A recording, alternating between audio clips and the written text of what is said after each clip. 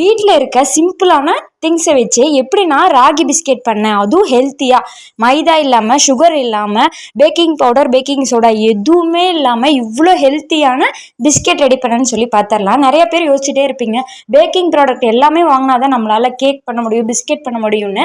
அப்படி கிடையவே கிடையாது. இன்றைக்கி நான் பாருங்கள், டோ மட்டும் ரெடி பண்ணி செட் பண்ணி வச்சாச்சு.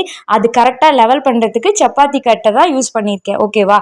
அது கட் பண்ணுறதுக்கு குழந்தைங்க குடிப்பாங்கள்ல பால் டப்பாவோட மூடி தான், அதை வச்சு தான் ரவுண்ட் ஷேப்பில் கட் பண்ணியிருக்கேன். அதை வச்சே நம்ம குட் டே பிஸ்கெட் மாதிரி டிசைன் கொடுத்தாச்சு. அதை எடுத்து நான் ட்ரேயில் வைக்கிறது கூட நம்ம வீட்டில் எல்லாருக்கிட்டையுமே கத்தி இருக்கும், அதுதான் யூஸ் பண்ணி எடுத்து வச்சுருக்கேன். பார்த்தீங்களா, சிம்பிளாக வேலை முடிஞ்சிடும். நம்மக்கிட்ட என்ன இருக்கோ அதை வச்சு நம்ம குயிக்காக ஒரு பிஸ்கெட் ரெடி பண்ணிடலாம். ராகி பிஸ்கெட் தான் இன்றைக்கி ரெடி பண்ணேன்.